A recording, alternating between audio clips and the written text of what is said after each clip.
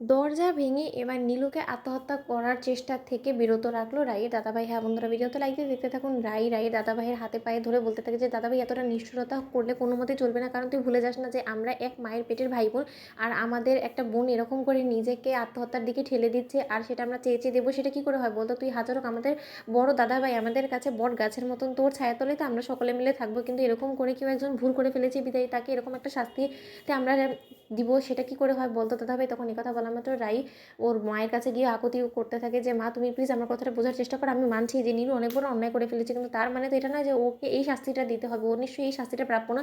তখন রাইয়ের মা বলতে থাকে যে তাহলে কোন শাস্তিটা প্রাপ্য বলতো? ওকে তো কোনো জেলেও তুই আটকে রাখতে পারছিস না, তুই বারবার করে ওর প্রতি দুর্বল হয়ে তুই ওকে সেই শাস্তির হাত থেকে বাঁচিয়ে আনিস, আর বারবার করে ও তোকেই আরও বেশি বিপদে ফেলার চেষ্টা করে, তোর সংসারটা তোর জীবনটা তছনছ করে ঝালাপাড়া করে ফেললো, কিন্তু তার সত্ত্বে তুই এখনো পর্যন্ত ওর হয়ে সাফাই গিয়ে যাচ্ছিস। রাই তুই কি মনে করছিস বলতো তো যে তোকে কেউ অ্যাওয়ার্ড দেবে? তখন এই কথা বললাম রাই বলতে থাকে যে মা এখন এসব কথা বলার সময় না, দাদাভাই তোর কাজ আমি হাতে পায়ে ধরছি, তুই প্লিজ ওকে একটু বাঁচান না দাদাভাই, নয়তো বা ও কোনো একটা ভুল বশত কোনো অঘটন একটা ঘটিয়ে বসবে, তখন আমাদেরকেই কাঁদতে হবে, আমাদেরকে হসপিটালে দৌড়াদৌড়ি করতে হবে, তখন নিশ্চয়ই তোর এই জিনিসটা ভালো লাগবে না, তখন এই এক্সট্রা খরচটা কে দিবি বল? তখন এই কথা বলা মাত্র রাইয়ের বৌমনির আকুতিতে এক পর্যায়ে বাধ্য হয়ে রাইয়ের দাদাভাই যখন দরজা ভেঙে নীলুকে সেখান থেকে উদ্ধার করে, ঠিক সেসব নীলু বলতে থাকে যে যাক বাবা বাঁচা গেল, এই যাত্রায় আমাকে আর মৃত্যুর দিকে এগোতে হলো না, কারণ এবার যদি দাদাভাই আমাকে দরজা ভেঙে না এরকম করে উদ্ধার করতো তাহলে তো অবশ্যই আমাকে মরার অভিনয়টা করতে হতো, আর মরার অভিনয়টা করতে গিয়ে যদি সত্যি সত্যি আমি মরে যেতাম তাহলে তো দিদিভাই শেষ পর্যন্ত সর্বনাশটা করতে পারতাম না আমি, আর দিদিভাই সর্বনাশ না করতে আমি কোনো মতে এত সহজে এই পৃথিবী ছেড়ে চলে যাবো না, কারণ সেটা আর যাই হোক না কেন আমার ধর্মে সইবে না। অন্যদিকে এই কথা বলা মাত্র রাই বলতে থাকে যে নীলু তুই কী করতে যাচ্ছিলিস বলতো? তুই এতটা পাগলামো কেন শুরু করে দিয়েছিস বলতো? এখন তো তুই নিজেই অপরাধ করেছিস, কিন্তু তার সত্ত্বেও তোর মধ্যে কিন্তু মাত্র অনুশোচনা বোধ নেই, তার থেকে বরঞ্চ তুই উল্টো আমাদের কী করে আরও বেশি হেনস্থার শিকার করা যায় তুই সেই ব্যবস্থা করছিলিস, তাই না? তোর এই উল্টোপাল্টা বুদ্ধি শুদ্ধি তোর মাথার থেকে আর কোনো মতেই যাবে না, তাই না?